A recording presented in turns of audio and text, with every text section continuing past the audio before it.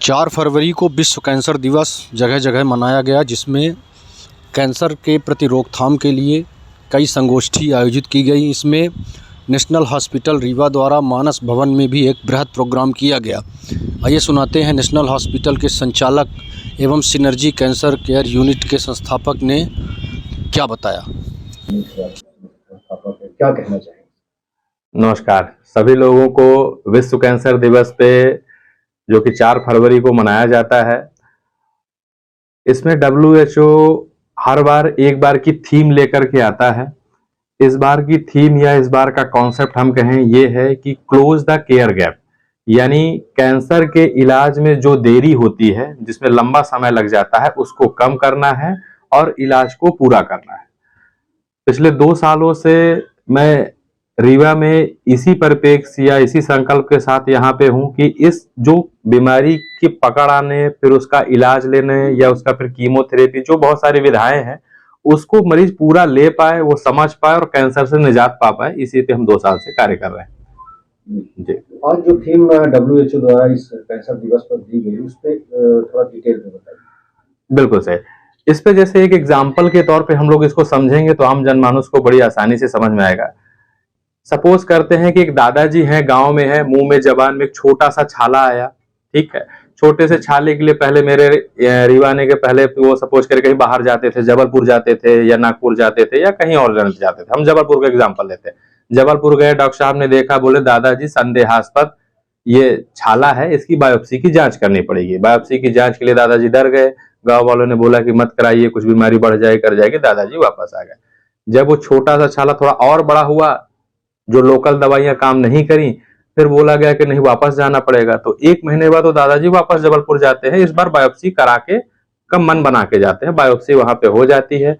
Biopsy होने के बाद उसकी जब रिपोर्ट आती है तो बताते हैं डॉक्टर साहब कि इसमें कैंसर आ गया है, अब आप इसका ऑपरेशन करा लीजिए। तो किसी कारणवश से ऑपरेशन दादाजी या मन नहीं बना पाते हैं या फाइनेंशियल आर्थिक स्थिति उतनी अच्छी नहीं है कि वो उस बड़े ऑपरेशन को वो करा पाए, तो फिर दादाजी वापस आ जाते हैं। क्योंकि कैंसर का ऑपरेशन एक बड़ा ऑपरेशन होता है, उसमें पैसे भी लगते हैं और एक मानसिक या मनोदशा ऐसी होनी चाहिए कि उस बड़े ऑपरेशन को कराने के लिए वो इच्छुक हो। तो वापस आ गए। अब ऐसे वापस आ गए तो अब क्या हो गया, 3 महीने हो गए इसमें और अभी तक दादाजी का कोई इलाज चालू नहीं हुआ। फिर एक जो छोटी बीमारी जो शुरू में थी, अभी वो इतनी बड़ी बीमारी हो गई जिसमें अब दादाजी ना खाना खा पा रहे हैं, ना बोल पा रहे हैं। तो अब क्या होगा, वापस से अब ऑपरेशन कराने के मन से वो वापस जबलपुर जाते हैं कि चलो अब करा लेते हैं। जब वहां गए तो देखे तो डॉक्टर ने बोला इतनी बड़ी बीमारी जो पूरे मुंह में भर गई है, अब इसका ऑपरेशन नहीं हो सकता। अब डॉक्टर साहब ने मना कर दिया नियमों के अनुसार। अब ये बोला गया है कि अब इसमें ऑपरेशन नहीं, अब इसमें हम क्या करेंगे, कीमो चलाएंगे। फिर कीमो के लिए पूछा गया घर वालों से, कीमो कराएं। तो कुछ लोग अलग अलग भ्रांतियां हैं, कीमो से जान चली जाती है, ऐसा होता है, जो कि बिल्कुल भ्रम है। कीमो भी एक तरीके का कैंसर का इलाज ही है जो कि दादाजी को लेना चाहिए। दादाजी अब इस बार वापस आ जाते हैं कि कीमो नहीं करवाएंगे, क्योंकि वो मन बना के गए थे कैंसर का ऑपरेशन के लिए। अब जब लौट के आए तो अब क्या है कि मुंह तो खा नहीं पा रहे थे, धीरे धीरे उनकी सांस फूलने लगी। तो 1 महीने बाद फिर वापस जाते हैं वहीं पे। अब वो 6वें महीने पहुंचे तो अब डॉक्टर साहब ने बोला गया कि आपको डॉक्टर साहब जो करना है तो करिए। तो डॉक्टर साहब ने फिर कहा, जांच कराई, देखा बीमारी दादाजी अब मुंह से जाकर के कहाँ चली गई, फेफड़े में चले गए। अब तो दादा कीमो भी इसमें लगना मुश्किल है। और क्या होती है कि एक सामान्य इंसान जो शुरुआत के पहले ही 10-8 दिन में ऑपरेट होकर के स्वस्थ हो जाते, 5वें-6वें महीने में असामयिक मृत्यु का कारण बनते। और ये हमारे देश में बहुत ही सामान्य है।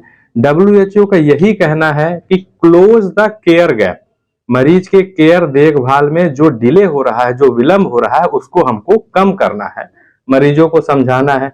अभी होता क्या था कि 2 बड़ी चीजें थी। एक तो महानगरों की तरफ इनको जाना पड़ता था, तो बहुत सारे लोगों को फाइनेंशियल स्थिति इतनी नहीं थी कि वहां जा पाए, समझ पाए या उतना खर्चा कर पाए। रीवा में हमारा उद्देश्य है, 2 साल से हम इस चीज को लेके चल रहे हैं, संकल्पित हैं कि इस पे रीवा पे ही हमको ये सारी सुविधाएं देनी है। और अच्छी बात यह है, मैं कहना चाहूंगा कि आयुष्मान भारत योजना जो मध्य प्रदेश शासन या माननीय प्रधानमंत्री जी की सबसे बड़ी यशस्वी योजना है, वो बहुत ही अच्छी योजना है। इस योजना के तहत मरीजों का ऑपरेशन, कीमोथेरेपी दोनों ही सुविधाएं हम नेशनल अस्पताल में निःशुल्क उपलब्ध करा रहे हैं। अब कहीं भी अन्यत्र जाने की आवश्यकता नहीं है। WHO की जो थीम थी क्लोज द केयर गैप, मरीज के इलाज में विलंब नहीं हो, तो अब मरीज को केवल आना है, मनोस्थिति उसकी बनाने का कार्य हम करेंगे और इलाज के लिए उसको पैसे और इन सब की लोग चिंता करने की आवश्यकता अब नहीं रहेगी। मतलब सर एक भ्रांति से लोगों के मन में चलती है कि कैंसर जो है लाइलाज बीमारी है, सर इसके बारे में क्या? जी बिल्कुल ठीक, वही मैंने कहा ना, इलाज यदि शुरुआत में वो दादाजी ले लिए होते तो 2-3 पद्धतियां थी जिनसे इलाज उनका संभव था। कितना लेट किया, 5 से 6 महीना लेट, केवल सोचने समझने और किसी न किसी वजह से या कि फंड के इंतजाम में उन्होंने समय का लॉस किया। बोलते ना एक बार समय निकल गया तो वापस नहीं आ पाता, फिर उसमें चिकित्सक भी बहुत कुछ नहीं कर सकते। प्राथमिक स्तर में है तो बीमारी का बढ़िया ऑपरेशन, छोटी गठान है निकल जाएगी, प्रॉपर जितना ऊपर वाले ने जीवन दिया है उतना ही जीवन मरीज का रहता है।